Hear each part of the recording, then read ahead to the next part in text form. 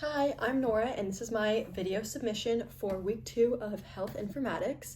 This is for the questions in Forum 2A. I've printed out my notes so that I can answer the questions and follow along.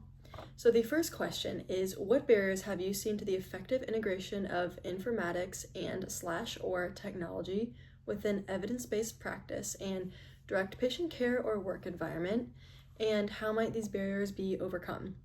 So first, I want to start off with informatics and technology is a great tool that can be used in evidence-based practice, patient care, and work environments, and the integration can be seen in various ways, such as patient care and administrative work.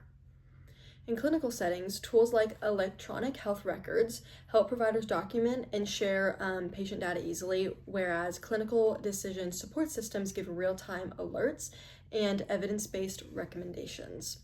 An example of this would be like telehealth and remote monitoring. This allows patients to receive care from home, and even wearable devices send continuous health data to providers. I know this is very common amongst elderly people, and this allows their data and parts of their health to be regulated. And in administrative areas, informatics improves efficiency through scheduling systems, billing and coding tools, and quality improvement programs that track outcomes and guide changes. On a larger scale, public health systems use data to track diseases and manage population health by identifying risks and improving the preventative care. There would be some barriers involved in this. The first one I thought of would be technical barriers. So certain hospitals might use their own systems.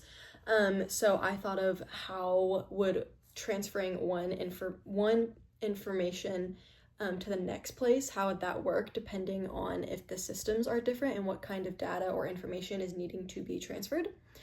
The second barrier is organizational barriers.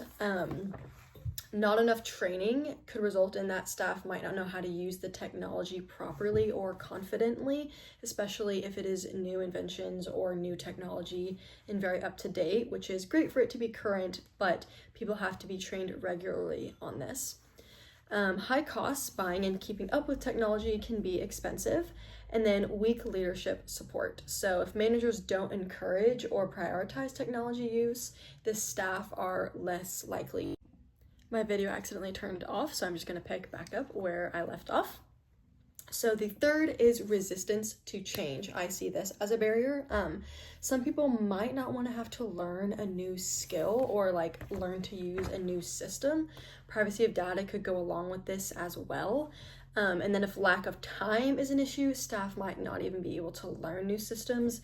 So bringing in a new advancement of technology, it would have to be integrated in a thoughtful and considerate way for people to actually be able to learn how to use it. So how to overcome these barriers?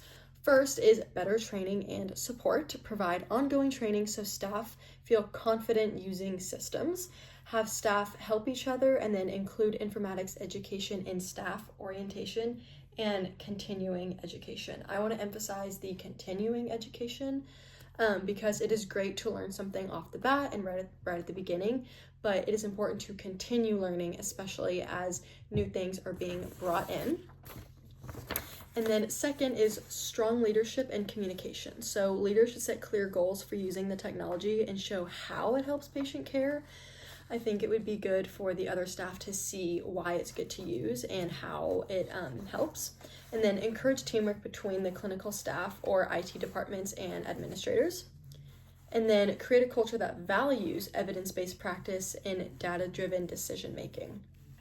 And then lastly is improve the systems themselves. Choose or design systems that are user-friendly and fit clinical workflows. And then make sure the systems can share data across settings. That goes back to one of my first points. Make sure that things are able to be transferred and that they can flow seamlessly. And then use data dashboards or reports that highlight the most important information. The second question that I will be answering is discuss how healthcare workers can create and derive clinical or work knowledge from information systems. So clinical decision support tools, I think these are built into EHRs, and I think that they can like give good alerts like drug interaction warnings or infection risk reminders, and then offer evidence-based guidelines at the point of care.